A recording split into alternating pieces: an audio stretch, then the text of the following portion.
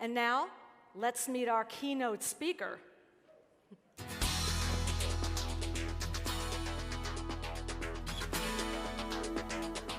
As a guidebook author and travel TV host, Rick Steves is America's most respected authority on European travel.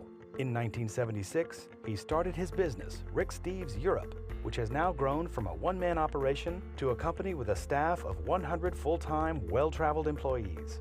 He has published more than 50 guidebooks on European travel, produces America's most popular public television travel series, has a weekly national public radio show, and provides free travel information through his travel center and on ricksteves.com.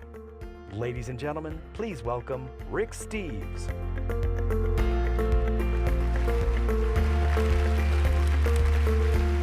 Thank you. Thank you very much. Wow.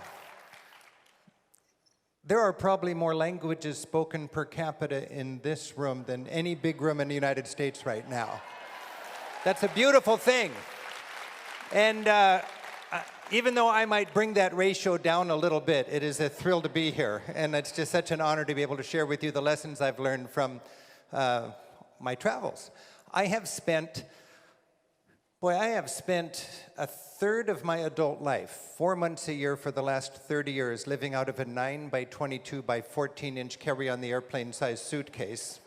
And looking back on it, it's been time very well spent because it's made me just a fuller person, I believe, a citizen of this planet. And I know that's part of your agenda also, is to open our students and our next generation up to this beautiful world. And what I'd like to do now is spend the next 60 minutes sharing with you the most important lessons I've learned from my travels.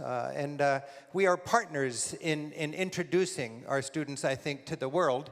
And, you know, I've been at this for 30 years. I didn't have any grand plan, but when I look back on it, in the first decade, it was all about, you know, budget travel tips. I wrote a book called Europe Through the Back Door, and it was just how to catch the train, how to pack light, and so on.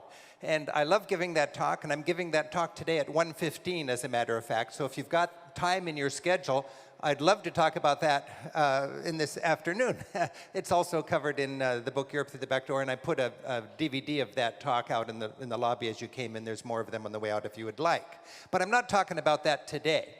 In the 1990s, I found myself more excited about rising up on what I consider this Maslow's hierarchy of travel needs. We know how to catch the train and pack light and find a hotel. What are you going there for? You're going there to enjoy the culture, the history, the art, the cuisine, the wine, and so on. And I was teaching all about appreciating the history and art for travelers. I wrote a book called Europe 101, and that was my passion. And then in the last decade, I find, basically in our post-9/11 world, the most exciting and rewarding challenge for me as a teacher is to help inspire my travelers to open up to the world, to travel in a way where you gain an empathy for the other 96% of humanity, and you come home more comfortable with your place on this planet. You come home with what I think is the most important souvenir you can possibly have, and that's a broader perspective. And that's the tip top of that Maslow's hierarchy of travel needs for me, and that's what I'm going to talk about today. Travel as a political act. Travel in a way that opens us up to the other world, that gives us empathy, that helps us have a mindset where we're more likely and more inclined to build bridges and less inclined to build walls. I know fundamental to your mission is helping people have global competency. And language proficiency partners very nicely with developing a global perspective so that our students can grapple with a global economy. And the global economy is here, whether we like it or not. It's a big train. In the developing world, they say, get on it or get run over. You can't complain about it. It is a reality. And it is so important in the United States that we're open to the world. And that's my passion, really, and that's what I'd like to talk about today. So we're going to talk about that little pinnacle of what travel teaching is all about to me, and I hope in your mind it partners beautifully with your drive and your hard work and your mission to help our students have this language proficiency so they can get comfortable with the rest of the world. I am so inspired in my travels when I meet students celebrating diversity, getting out of their comfort zone, hanging out with people who find different truths to be self-evident and God-given.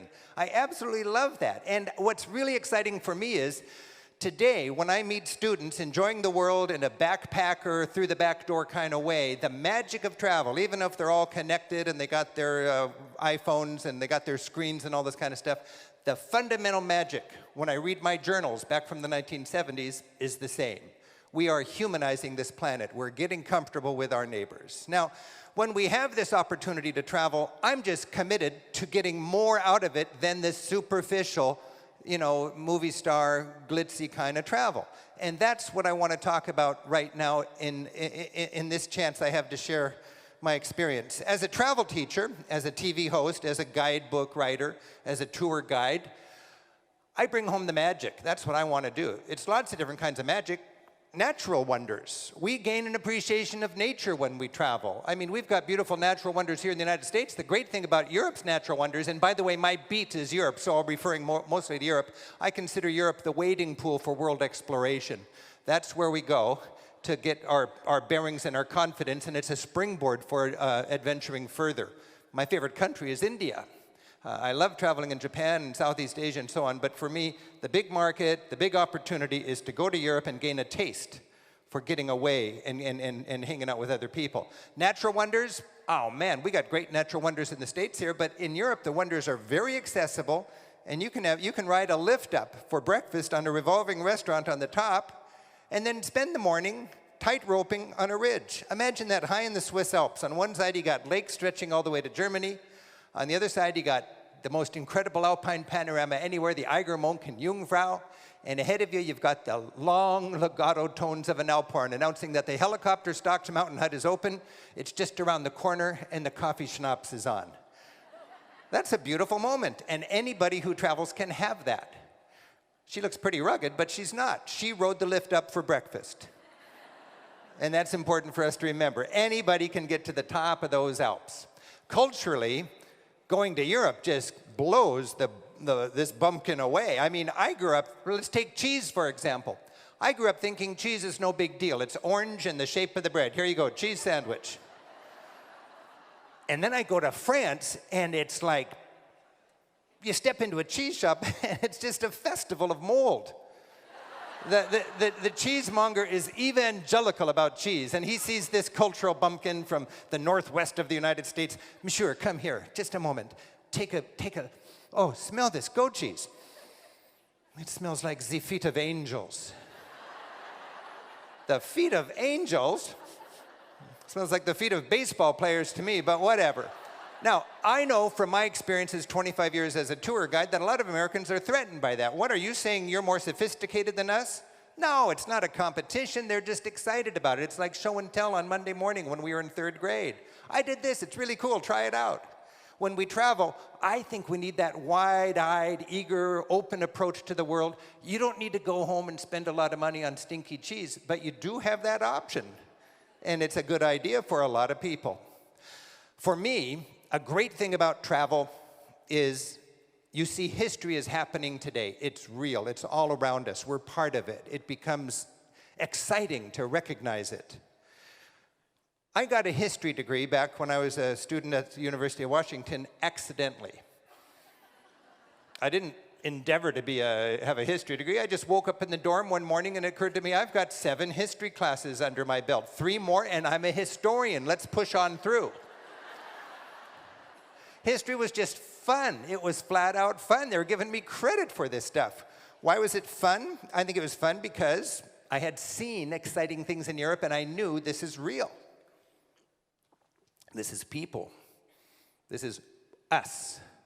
And in our travels, we need to be aware of that. I was in Berlin, just luckily on opening day of their great new parliament building. It's free. For the German citizens, but tourists are more than welcome. You know, back in the Cold War, well, the last days of World War II were fought on the rooftop of this building in Berlin, Russians against Germans. And then all of a sudden, the war's over, Germany's divided. Then all of a sudden, Germany's united. The government moves from Bonn back to Berlin.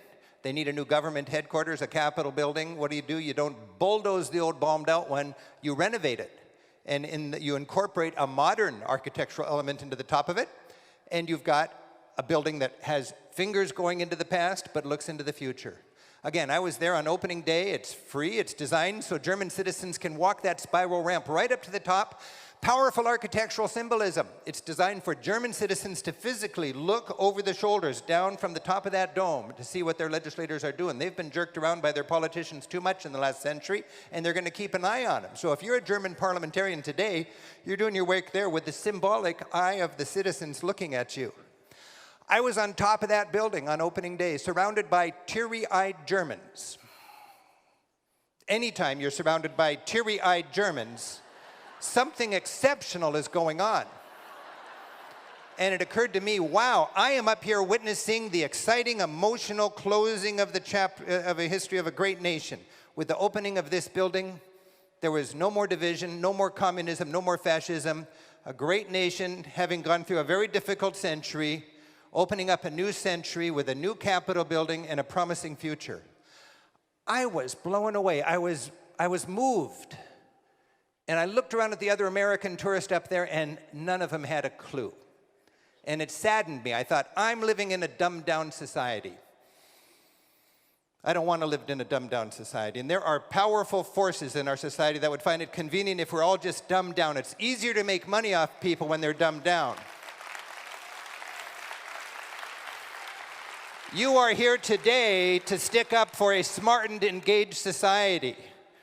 And that is not subversive. That is important for the fabric of our community. And if you care about a democracy, and if you are a patriot, more important than wearing a flag on your lapel is challenging our younger generation to be engaged and not dumbed down, mindless producer consumers. And in the political discourse, you hear it already. We're spending too much money to get people to be philosophers and linguists and historians and thoughtful people.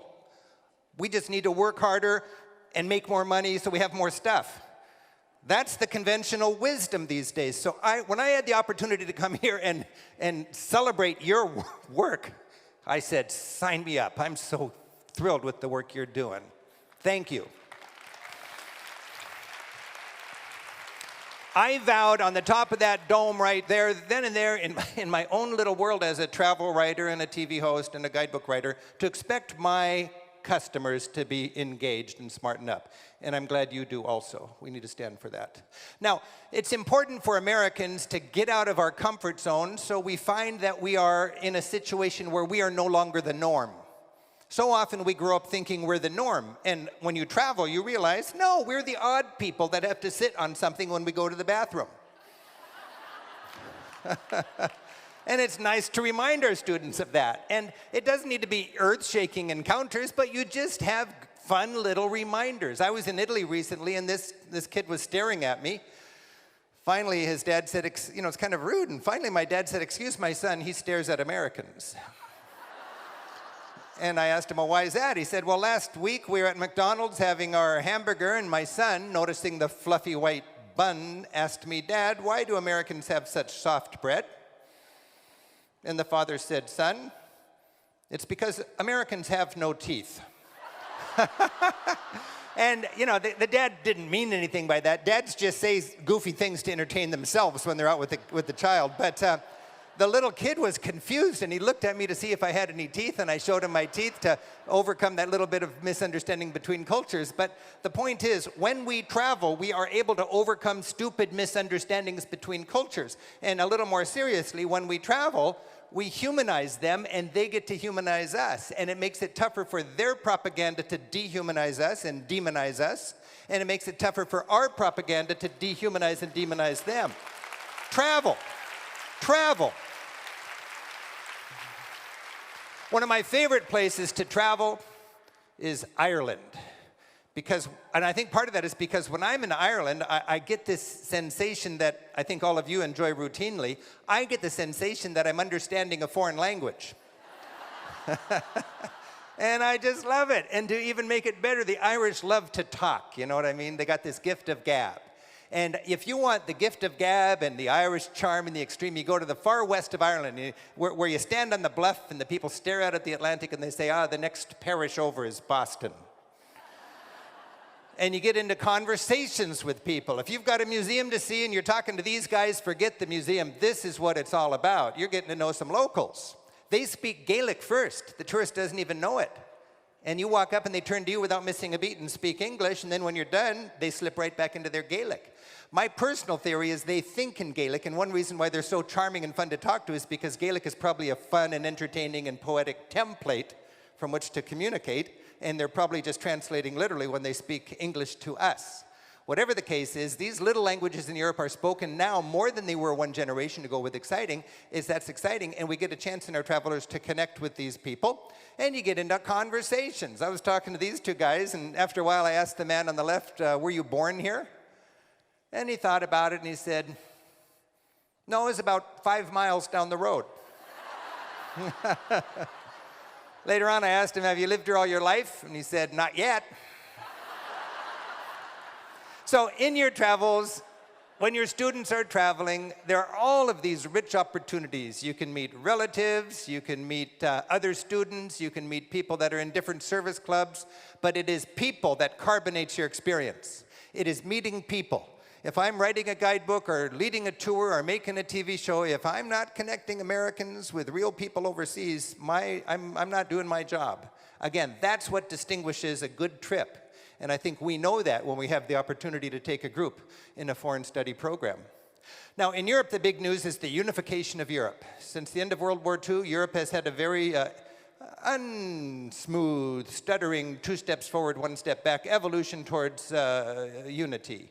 And it's a tough challenge to talk sovereign, proud nations with a difficult history with each other into giving up real sovereignty for meaningful union. But imagine 1947 in Europe with community leaders and futurists and thought leaders and statesmen getting together thinking this is insanity. Twice in our lifetime we've bombed ourselves into rubble. We got to do something a little bit more proactive here or our kids are going to be digging out again. And they thought, we need to weave our economies together into an economic union. And they set out to create the European Union. A lot of Americans are quick to put down the European Union, I think because we're threatened by their social sensibilities and so on. And every time there's a little stumble, we go look at Europe's a basket case and it's failing.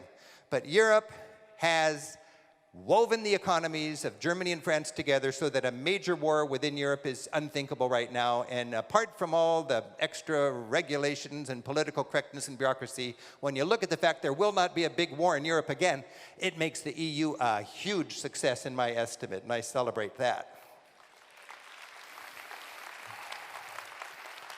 Now, when we think about Europe, it's a big economic free trade zone of 400 million people that produces about $15 trillion of stuff a year, designed to compete with other big economic free trade zones like emerging economies, India and China, and like the United States of America.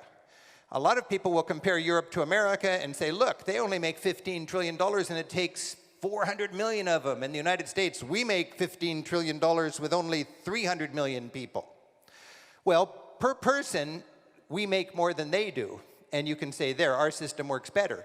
But a complete and honest analysis would remind us that Europeans choose to work 20% fewer hours and willingly make 20% less stuff so they can have what they call family values. It's just an option.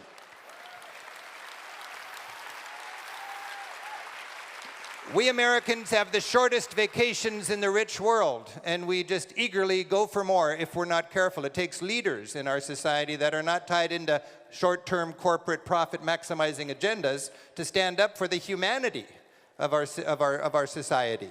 When I'm in Europe, it is kind of annoying. They don't have our work ethic. I always thought a work ethic is work hard ethic, but no, there are different work ethics. It's not right or wrong, it's a societal choice. I'm certainly glad I'm running my business here in the United States. I employ 100 people. I can turn on a dime. I've got wonderful flexibility, and I can make a lot of money and produce a lot of good stuff and employ a lot of good people. It's a great system. But I can sure learn a lot from Europe and be inspired by that. I was in Amsterdam a little while ago, just doing my research for my Amsterdam guidebook. I met these guys in a party boat. These are not students. These are grown men.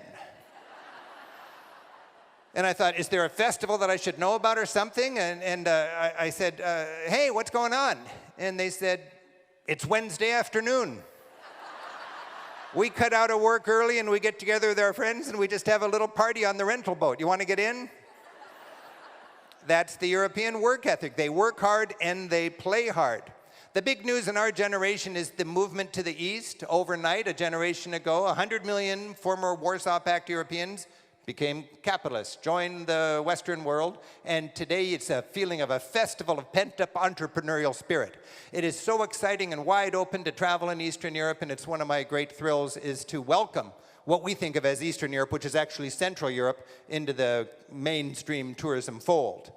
These people are in Poland, and it reminds me how bleak and gloomy it was back in the Cold War. I remember during the Cold War, and these economies were, I mean, if you were lucky enough to have a car in Poland, you would take in the windshield wipers at night. Why? Because this clueless command economy, ignoring the laws of supply and demand, somebody upstairs forgot to order windshield wipers. Demand exceeds supply. Thieves get wind of that, and they'll steal your wipers at night and sell them for a fortune on the black market in the morning. That's how black market works. Of course, today the laws of supply and demand are kicking in Eastern Europe.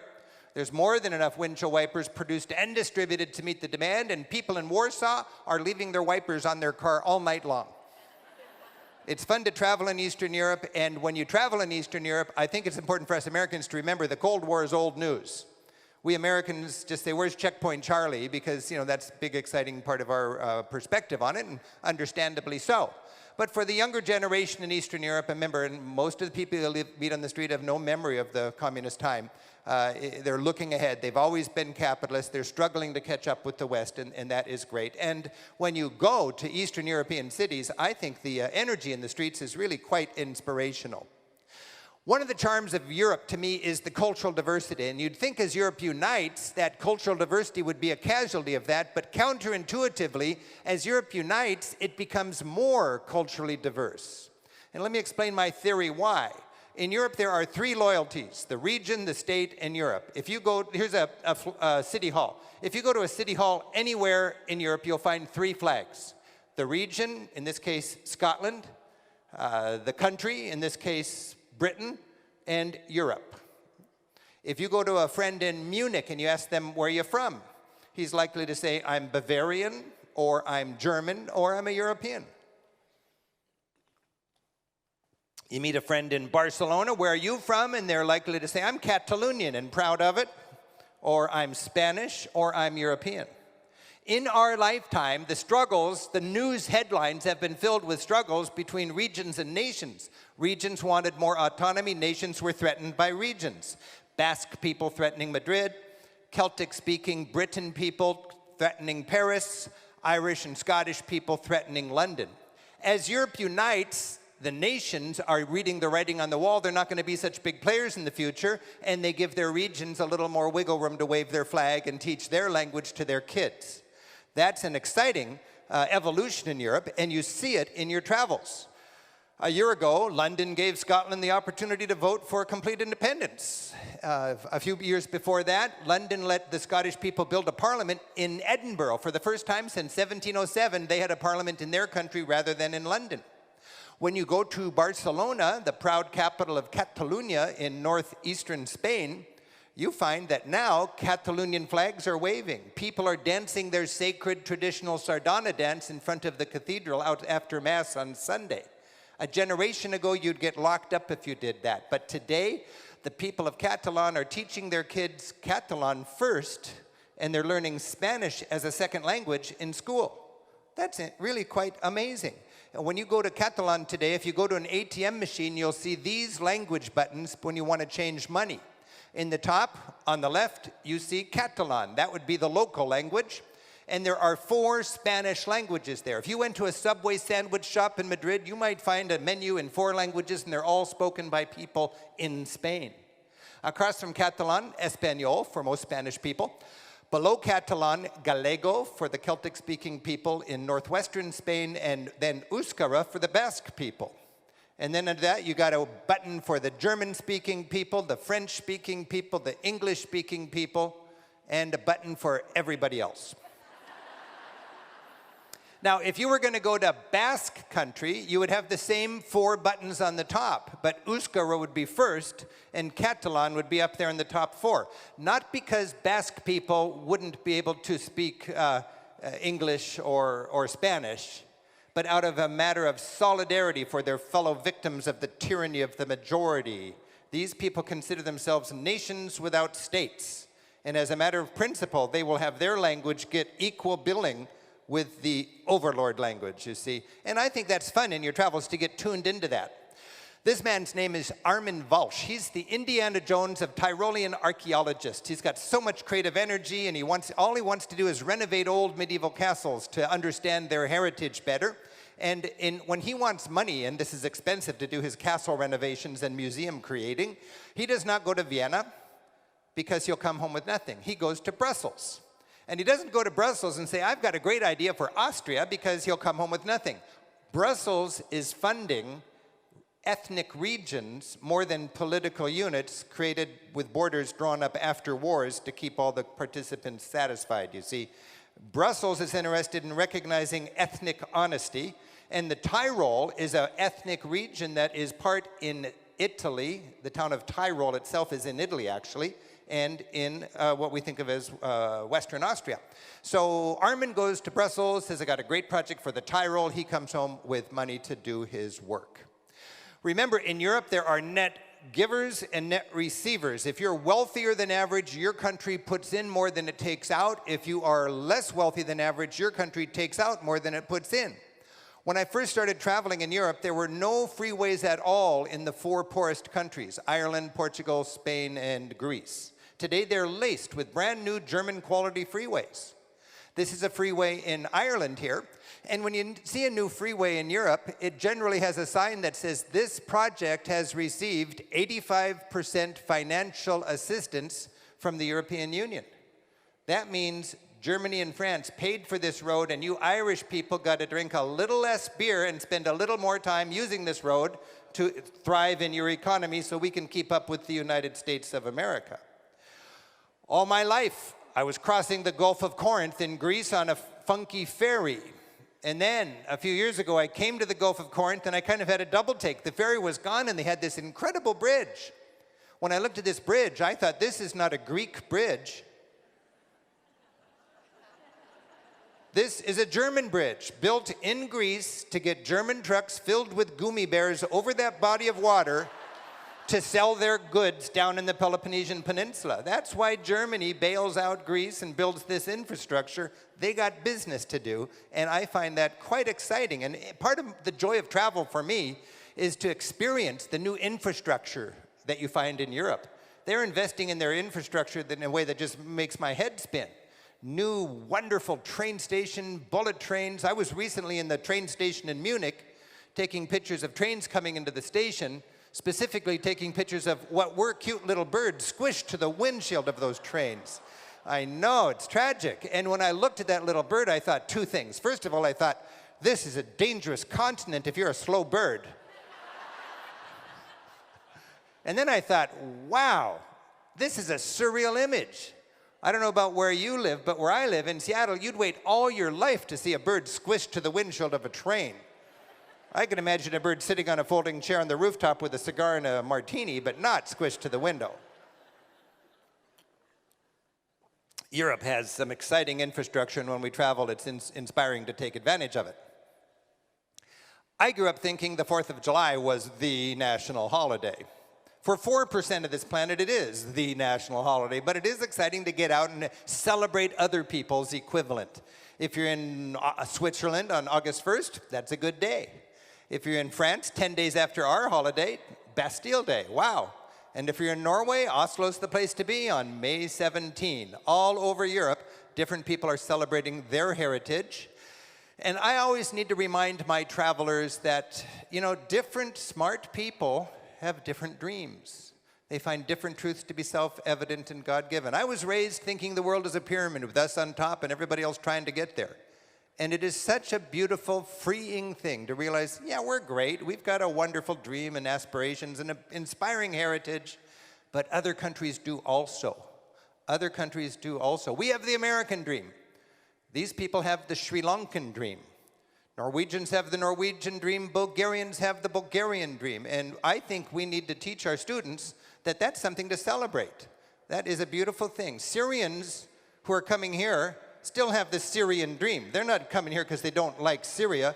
They're coming here because their country is too difficult to stay in. I think a lot of people flip-flop that in an opportunistic way, and I don't think that's honest, or at a minimum, it is simply ethnocentric. When we travel, we realize how much spine and how much pride there is on this planet, and I just really am inspired by that. I remember once going through Afghanistan, and I was just backpacking across South Asia. I went to the cafeteria in Kabul where all the backpackers go. I sat down to have my lunch. A man sat down next to me. He said, "Can I join you?" I said, "You already have?" He said, "Are you an American?" I said, "Yes." And he said, "I'm a professor here in Afghanistan, and I want you to know that a third of the people on this planet eat with spoons and fork like you do. A third of the people eat with chopsticks, and a third of the people eat with their fingers like I do, and we're all civilized just the same." I thought, boy, he's got a chip on his shoulder here. And I thought about it, and he thought I thought less of him because he ate with his fingers. And, you know, he was right. I really thought less of him because he ate with his fingers. And for the rest of my trip through South Asia, I made a point to go to fancy restaurants filled with professional, well-dressed people from the local community who went to a restaurant that had no spoons and forks. There was a ceremonial sink in the middle of the restaurant. They would wash their fingers, and they would use their fingers for what God intended them to be used for, to nourish them. They could have used spoon and fork, but they just thought it feels better. It's more holistic to eat not with metal utensils, but with my fingers. It became quite natural for me. In fact, I had to be retrained when I got home, okay? But it is humbling to find those examples in our travels. I love taking groups through Turkey because there are so many opportunities to gain an awareness that other people have other challenges, just as legitimate, just as weighty, just as important as ours. When you go around Eastern Turkey, there's not a lot of opportunity for famous sites. As a tour guide in Eastern Turkey, you're just on a cultural scavenger hunt, and you got to be on the ball if you're a good guide. You see a high school stadium full of kids having a rally, stop the bus. Go into the stadium, find out what's going on. We did that. 200 high school students thrusting their fist up in the sky, singing in unison, "We are a secular nation. We are a secular nation." I asked my guide, "What's going on? Don't they like God here?" And she said, "Oh, we love God here, but considering the rising tide of Islamic fundamentalism just over the border to our east, we're very concerned about the fragile and precious separation of mosque and state here in Turkey." Wow, I never even considered the separation of mosque and state guaranteed by a constitution that people would have pep rallies for. This was a pep rally for secularism, for pluralism. That opened me up. It gave me a better appreciation for 70 million Turks not living in Mr. Rogers' neighborhood. Later on that same trip, we were tooling around. We came into a village that I think had never seen another American. That's always a thrill if you're a tour guide. There's 20 of us, came into the town, met the mayor. He took us to the woodcarver, the most well-known person in the village. Everybody in the region wanted a prayer niche carved by this wonderful woodcarver. We gathered around his workshop. He was carving away, puffed up to be showing off to these foreign visitors. Suddenly he stopped. He raised his chisel high into the sky and he declared, "A man and his chisel, the greatest factory on earth." Wow. I thought, I don't need to encourage this guy to go to night school and become computer literate. He was plenty fulfilled. He was plenty fulfilled. Later on, I asked him if I could buy a piece of his art, and he said, "No, for a man my age, to know that some of my work would go back to the United States of America and be appreciated, that is payment enough. Take this as a gift from me, and when you are home, remember our village." Those are the kind of magic moments you get when you travel and you meet people, and that's a beautiful thing. In my travels, it's a challenge to get into contemporary Nathan Hales, Ethan Allen's, and Patrick Henry's. Remember when we were raised, it's so awe-inspiring and just beautiful, our Nathan Hale. Not to belittle them one iota, they are just so exciting. But we have to remember that there's a lot of Nathan Hales and Ethan Allens on this planet, and it is really fun to get your brain around and empathize with a local contemporary Nathan Hale or Ethan Allen. Nelson Mandela would be a good example. Talk about courage. Talk about nobility. When you go to Central America, Archbishop Oscar Romero, a beautiful idea. When you get into Central America, boy, oh boy, it's an eye-opener to read about something here, and it's framed as communists against capitalists and freedom against tyranny and so on. And you get down to El Salvador, and you realize it's just landless peasants wanting enough land to grow rice and beans that they can feed their kids. That's all they wanted, those people down there. And they had a reality where 5 families owned all the arable land. If you're an elite landowner in a little town, in a banana republic like that, you're not going to grow rice and beans for your people. You won't make any serious money. You grow fancy stuff to export to the north, and you become this amazing economic elite there. And your peasantry now works on your plantation with no food grown in your country to feed local people. They work on your plantation with plantation wages and have to buy tinned food from the United States through your commissary. That's cash cropping, and that's what was, I think, the understory or the backside of that conflict that we learned about with the Contras and the Sandinistas and everything. Well, of course, Archbishop Romero stood with the landless peasants, and he said, I'll stand with the peasants for this dignity, liberation theology, and all of that, and I'll probably be shot, but I will rise in my people. He was shot, and he rose in his people. And I've been down there on 4 different educational tours, and they've been the most transformative travels, I think, in my life. I was, many years later, due for a vacation. I was fried, I was ready for Mazatlan. My family and I were going to Mazatlan. I was fantasizing about a pristine stretch of tropical beach, swept free of local riffraff, just me and my rich white friends, with a plastic strap around our wrists, so we didn't even need to dirty our fingers with the local coins, all the margaritas we wanted, you know, those kind of beautiful resorts. And then I was invited to go to San Salvador to march with the peasants on the 25th anniversary of the assassination of their Archbishop, Oscar Romero. I told my family I'm not going to be any fun on the beach. I got to go to San Salvador. It was cheaper, no more risky, life-changing. 2 days into that trip, covered with bug bites, eating rice and beans one day and beans and rice the next. I was having the time of my life. Marching through the streets of San Salvador with thousands of local citizens, came to a memorial. When I saw that memorial, I thought, wait a minute, that's our memorial. That's the Vietnam Memorial. They said, well, it's designed after your Vietnam Memorial, but this is our memorial. It's got just as many names chipped into that black granite, 50 or 60,000 names. But these are people that are from our country who died fighting your country. Maybe they were communists and we had to kill them all. I don't even want to get into that discussion. But that's baggage. When you have a society of 5 million people that lost as many people as we lost in Vietnam in a struggle against landowners in the United States and so on, that is baggage. And we need to respect other people's baggage. I've thought a lot about baggage after 9/11. We lost 2,800 people in 9/11, and look what it has impacted our society. That was tragic. That was despicable. We should learn from it. We should never forget that. But we've got to remember other societies have baggage at least as painful as that. And just as we'd like to give other people to give us a little wiggle room when we do things we're not proud of because of our 9/11 scarring, they've got their baggage, and it behooves us to understand what that baggage is. That is why I wanted to go to Iran. And I had the opportunity to go to Iran a few years ago. It was a powerful travel experience. I was a little bit afraid. I almost left our big camera in Athens thinking they'd be throwing stones at us when we got in the streets of Europe with our American crew with a big TV camera. Thank goodness I took our big camera into Iran. On the streets of Tehran, I've never been welcomed with such warmth and hospitality. It was just a fascinating experience. Tehran is a city of like 12 million people, lots of traffic jams, big 8-story tall banners, big banners that are saying, down with the USA, the stripes being dropping bombs and the stars being skulls. Walking below that, awkward. But then I had to remind myself, that banner is older than any of the people that I'm meeting on the streets.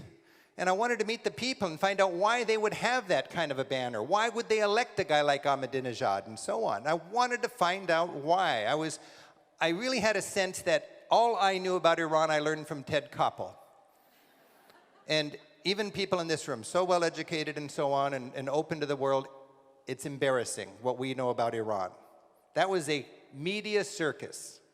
They bust those peasants in to go like that in front of the camera. Free lunches if you'll do that, you know? And it changed our whole outlook. Well, I learned when I went to Tehran. A lot of traffic jams. I was in the traffic jam, caught up in a traffic jam when it was just quiet, and suddenly the man in the next car went like this to my driver, rolled down your window. He handed over a bouquet of flowers. And he said, give this to the foreigner in your back seat and apologize for our traffic. Again, I don't know where you live, but that never happens in Seattle. Later on, we were in another traffic jam. It was just silently, and suddenly our driver just blurted out, he said, death to traffic. I thought, death to traffic? I thought it was death to Israel or death to America. And he said, no, right now it's death to traffic. And I said, what's with that? And he said, here in Iran, when something is frustrating to us and out of our control, we say death to that. Now, you're language teachers. You know how tough it is to translate words literally when you're trying to talk to a friend from another language. This guy didn't speak English very well. What's he doing? He's translating the word damn, isn't he? Damn the traffic, damn the weather. I don't want to excuse their government for anything they do that's so bad, but I do think it's in our interest to understand the dynamic between our countries with a little more sophistication than a simplistic bumper sticker designed to really anger us. So I thought, okay, death to traffic. I thought, have I ever thought, damn somebody? Damn those teenagers? Yeah. Maybe you have too. Do you really want them to die and burn in hell for an eternity? Not yet. Just damn those teenagers. It's after midnight. Turn down the music, you see? So I just love that about travel is we can reach out a little bit. And I'll tell you, there's a lot of places that you can go that are very, very rewarding and eye-opening. And it is so exciting to be able to gain an empathy for other people's baggage. What is Iran's baggage? Incursions from the West. I could give a whole lecture about it. I do. It's on my website if you want to find it. And there's a 1-hour TV show we produce that you can always visit anytime on my web. But what they've got is Iran-Iraq war baggage. They lost a couple 100,000 people. A country a quarter of our size lost a couple 100,000 people a couple decades ago, when Saddam Hussein and Iraq, funded by the United States, invaded their country. Okay, maybe there is a reason for it. I don't even want to get into that. I'm just saying they've got baggage. These are called martyrs' cemeteries. Every town has a vast martyrs' cemetery, and when you visit these martyrs' cemeteries, they are thriving with distraught widows who every Friday for 25 years have sat on the tomb of their lost loved one, their father, their husband, their son, and wept. Every Friday for 25 years. That's baggage. What is she thinking about? I don't know, but it probably has something to do with the United States. She's not a sophisticated analyst. She's not a very well-educated person who's probably had a lot of propaganda, and she lost her husband. It's so exciting to humanize the world and get out and talk to other people. On the last day of my time in Iran, it kind of all came together for me. A well-dressed professional woman came across the street and she said, "Are you an American journalist?" I said, "Yes." She said, "I want you to go home and tell the truth." She did one of these pointy things on my chest. "We're united, we're strong, and we just don't want our little girls to be raised like Britney Spears." I thought, we can talk. What motivated her? She wasn't caring about Israel or oil or any of that stuff. She just didn't want her little girl to be kidnapped by some invasion of Western values and become a boy toy, a crass materialist, and a drug addict. She was racked by that. And I thought, who is Ahmadinejad's base, political base, and why does he say these crazy things? To stir up his base. His base is not the sophisticates and the cosmopolitan people in Tehran, that's for sure. The people, the 51% in Iran that elected Ahmadinejad were the small town, less educated fundamentalists. Motivated just like their counterparts are here in the United States of America by fear and love. They're good people racked with fear and filled with love. And we got to deal with fear. Fear, have you noticed how fearful our society these days is? I don't even want to get into what's going on right now in the media, but I'm telling you, this country has never been so fearful. When I started traveling, it was bon voyage. I haven't heard bon voyage for ages. What is it now? Have a safe trip. We'll pray for you. Are you sure you want to take your kids? It's dangerous out there. it's safer than ever out there if you care about statistics. And if you really care about statistics, you know you're 10 times as likely to come to violence on our streets than you are outside of our country. Europeans laugh out loud when they hear that we're staying home for safety reasons. In fact, if you care about your loved ones and you understand the real story, you'll take them to Europe as soon as this convention's over. It's dangerous here. So that's just really important for us to keep a grip when it comes to fear. To me, fear is for people who don't get out very much. The flip side of fear is understanding, and we gain understanding with courageous teaching, with travel, with media that is not entertainment masquerading as news. There are so many factors that are making us a fearful society, and the irony is our fear will make us a less safe place in the long run.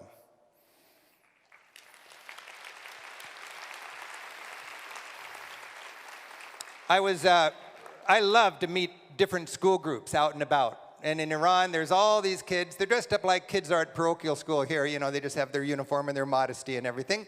And I'll never forget this group. I was going to take a picture of them. I can still hear their teacher barking at them. I don't know what she was saying in Farsi exactly, but I know what she was generally meaning. She was saying, "Girls, you look like a bunch of floozies, and this Western gentleman is taking your picture. Cover your hair, for goodness sakes." So they giggle, and they get their hair all straightened up, and then we get our shot.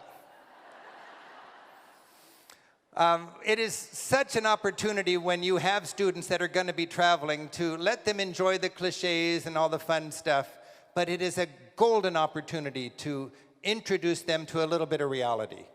You know, the only books that outsell my books in the United States are guidebooks to Disneyland.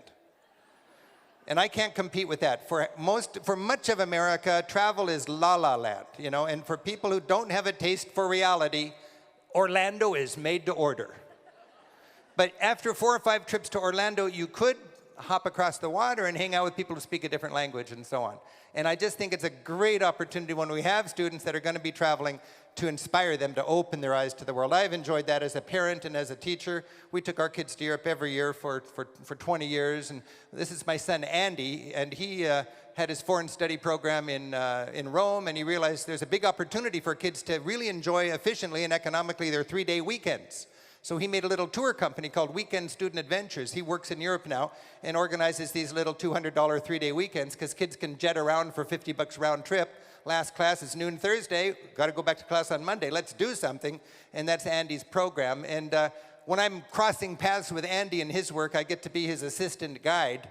And I can tell you, even the little triumphs, to get the students who have never been out of their home state to eat some gross food on toothpicks and eat a few little fish with heads on them, that's a little baby step, piano, piano, piano, to get into more exotic cultural experiences. And I just love that. That's really what teaching travel is all about, is to help people get comfortable with other norms. We've got a lot of TV, and lately I've been excited about offering my shows to teachers who might want to use it in their classroom. Please, it's absolutely free. I got 100 shows. If any of them are helpful for you, it's the greatest news I ever get is when a teacher uses some of my TV in their teaching. I've got 50 shows covering all of Europe. I've got Palestine and Israel and Iran and European Christmas, and we're always making new shows. I'm inspired to deconstruct my TV shows and have a whole archive of punchy little 5 and 10-minute streaming video clips designed for your curriculum needs. So it's going to be completely free, and I hope that you can use that. So, yeah, thank you. For me, it's just the greatest thing to be able to help support you with all the hard work we do in our TV shows. I would mention I've got a lot of other things that I'm doing, and let me just take a moment here before I finish off my talk to mention a couple of housekeeping items. As you came in, you picked up all the handouts. We held back about that many again. So as you're leaving, if you did not get any of these handouts, they're only here, and they'll be right out in the middle in the lobby after this talk. There's a map that I've produced that is an odd map. I ripped it down to nothing because people couldn't find the little offbeat places that I talk about in my TV shows and guidebooks. I wanted to make a map that highlighted my little odd places. It would be a cruel stunt to give this map to a trucker trying to find Stuttgart because it barely shows up. But if you're trying to find all my favorite little places, it's a real godsend. You can lace together the trip of a lifetime. So that's our planning map, and that normally costs about, $10, but it's just a gift to you. please just one per family and so on, and only if you'll use them, because I don't have near enough, but they're out there. I've also got a DVD which has the skills talk that I'm giving today at 1:15, plus it's got my 3 how to travel shows on it, so it's 3.5 hours of practical travel information, the lower rungs of that hierarchy of needs, and that would be available on the DVD out there. And if you run out of those, all of those classes are available for free on my website. Also, I've got a 64-page newsletter. This is kind of our catalog in disguise, all the things we do in our business with my 100 workmates in Seattle. And the highlight, the theme of this is experiences, Europe's greatest experiences, because that's what distinguishes a good trip these days. And I produced a show that really relates to your work. It's called Europe, a Symphonic Journey. And it talks about, it analyzes how we get all excited when we hear Aaron Copland or when we hear the Star Spangled Banner, but Norwegians really don't care about Aaron Copland that much. They get the same little heartbeats when they hear Edvard Grieg. And the Czech people when they hear Smetana. And the people in Vienna when they hear a Strauss waltz. So I partnered with my local community symphony and made a 1-hour show which takes you to 7 different countries celebrating music all made in the late 1800s during that romantic nationalism period with beautiful images. It might even be fun for your classes, but this is one of our PBS specials, and I've got a bunch of copies of that out there if you would like. So you are welcome to go out there and pick them up after the talk. Also, while I've got this interruption in my talk, I'm going to be going straight to the exhibition hall after my talk, and I've got an hour dedicated just to saying hi and so on. The bookstore there really has done a heroic job of ordering a lot of books and selling them literally at the wholesale cost. You'll never see these prices anywhere else. The theme for this talk is Travel as a Political Act, and that book is sold for $12 there, including tax. And the other 2 books on that threesome I mentioned earlier, my basic how to travel book, Europe Through the Back Door, that's the Kama Sutra of European travel fun. 800 pages of practical information right up to date. It's what you read ahead of time to learn from my mistakes rather than your own and travel smarter. That's down there for $16, and again, that's about half price. And the Art 101 book for travelers. That's the book I wrote after 25 years of taking groups through Europe, learning what people need to know, and just as importantly, what they don't need to know. That's down there also for $16. That book was designed for smart people who were sleeping in their history and art classes before they knew they were going to Europe. Now they got a trip coming up and they wish they remembered who the Etruscans were, okay? So all of those books are down there, and what I do is, for the autograph stuff, I just stand in the middle and encourage everybody to pack around in, like a line in Italy, okay? Just chaos around me, open up, and I will sign. So it'll be great to meet you afterwards, and I will go immediately to the exhibition hall for that. And once again, I've got a 75-minute talk scheduled for, I think, 1:15 today in a nearby ballroom, and that would be the practical information, completely different from what we've got here. If you have any questions about any of that stuff, you can simply go to ricksteves.com and learn about it. You know, in the United States, we've got so much liberty to be so proud of. And I find in my travels, other countries are proud of their liberty also. In fact, there's a town in Spain, Cadaqués, a hometown of Salvador Dali, the great surrealist, where you'll find a statue with double the liberty. And it's just fun in our travels to celebrate that. In a little town in Italy, every August, there's a festival where the old kids teach the younger kids how to make a good ravioli. In a little town in Burgundy in France, so proud of its wine, the Chamber of Commerce got together and pooled its resources and made all of these orbs where you can smell and appreciate the beautiful bouquet and the fine differences from the wine that's made in that valley. In that little town, a good nose is a life skill worth investing in. Much of Europe has this ethic where they would rather pay too much for their bread in order to buy it from the person who baked it. Makes no sense in a conventional American way. You can get it cheaper if you buy it at a big mall. But in Europe, they strive not to have a big freezer in the garage so they only have to go shopping once every 2 weeks. They strive to have a small refrigerator under the sink so they have to go to the market every morning and pay too much for their food because they want to connect with their neighbors. It's just an option, not right or wrong, but it doesn't march to the tune of economic efficiency. It marches to the tune of strong fabric for our communities. And for me, that is an inspiration.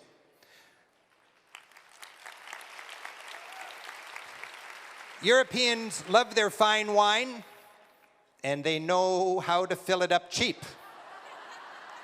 It is so fun to see them at the filling stations with their empty jugs, getting their table wine, the cheapest liquid you can buy in Spain and Italy. You know, it's so fun to compare Europe and America. We're two great societies. We're wealthy, we're pluralistic, we're Christian, we're capitalist. Basically, we are government by, for, and of the people. And we got some differences which really fascinate me. And I've been thinking about this for a long time. And I think a difference is, the United States, we are government enthusiastically by, for, and of the people via the corporations that we own. Not a judgmental statement, it just, as a society, we choose to use our government to create a good environment so our corporations can prosper and we can have great buildings like this to get together in. I mean, that's a cool thing. In Europe, they would have government by, for, and of the people in spite of the interest of the corporations they own. I would say the short-term, financial, naive, unsustainable interest of the corporations that they own. Europe is going to have the government going to bat for concepts that don't show up on our conventional accounting in the bottom line. Sustainability, the environment, poor people, this kind of stuff. So that would be why in Europe you're more likely to find a law that requires you to pay for the disposal of your car when you buy it, rather than never have it happen. That wouldn't happen here because it's not good for business. That's the litmus test. In Europe, it's simply honest. I think when you want to see Europe in the extreme, you go to Scandinavia.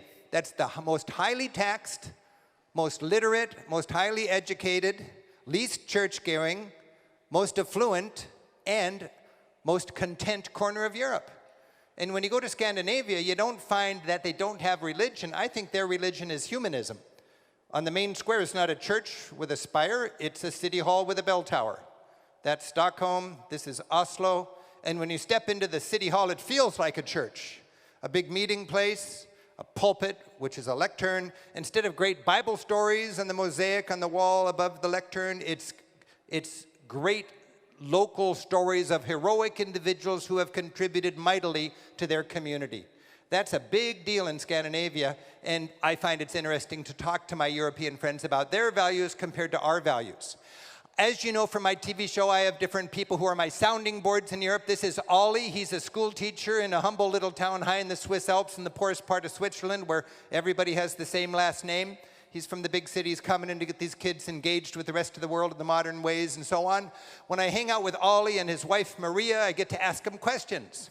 I recently asked him, Ollie, how can you Swiss people so docilely pay such high taxes? And without missing a beat, he said, well, what's it worth to live in a society where there's no homelessness, no hunger, and where everybody, regardless of how wealthy their parents are, have access to quality health care and education? Ollie's not a crusader, he's a pretty conservative guy, but that's just a European ethic, that people get health care and education, and we can learn from that.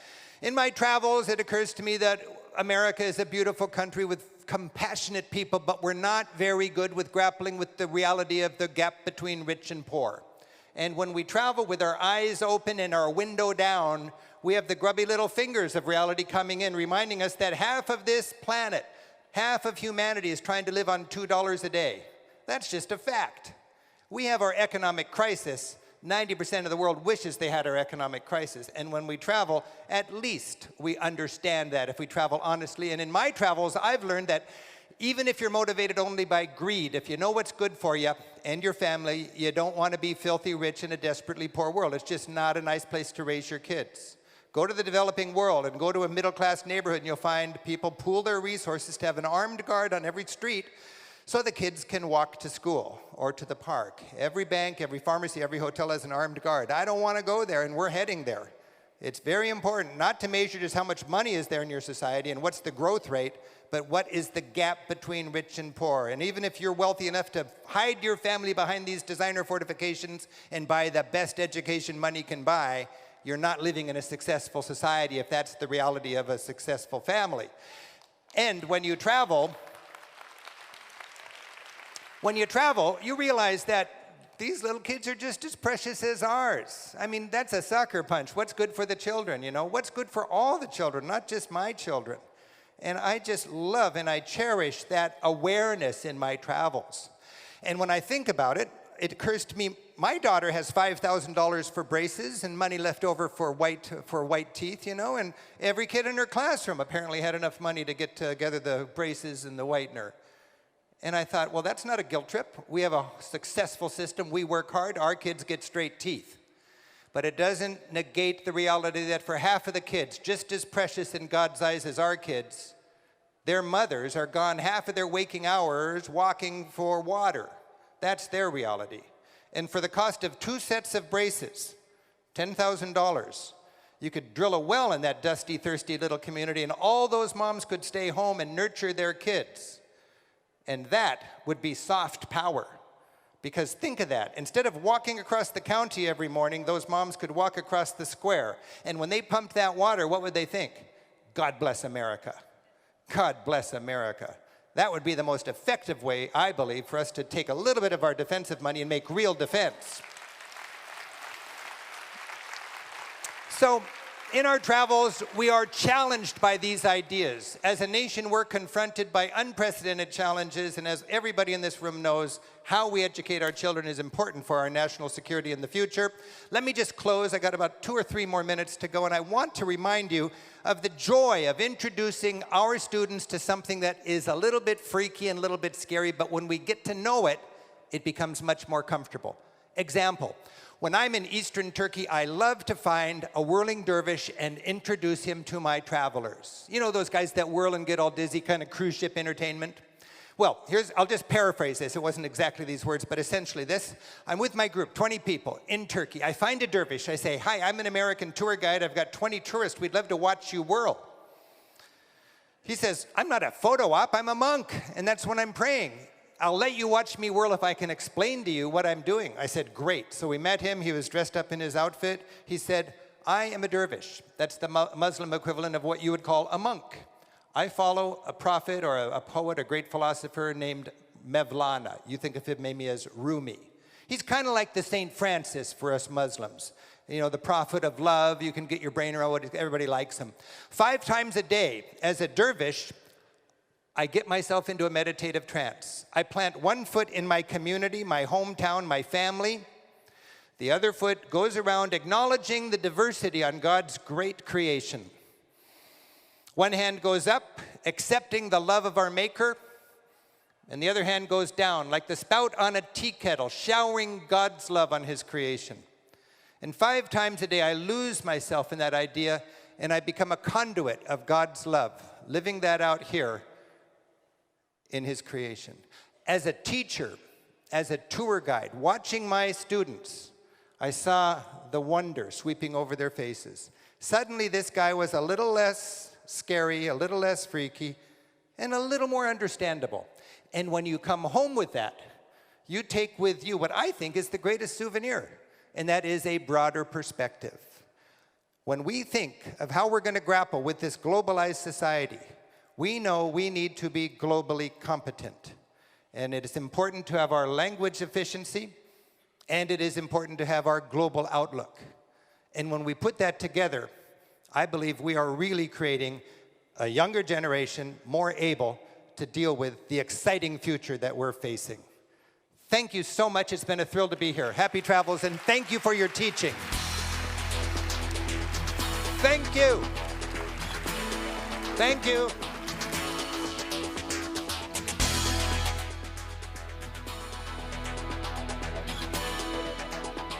Thanks for attending the 2015 ACTFL Opening General Session. Please enjoy the rest of the convention here in San Diego, and we hope to see you next year in Boston.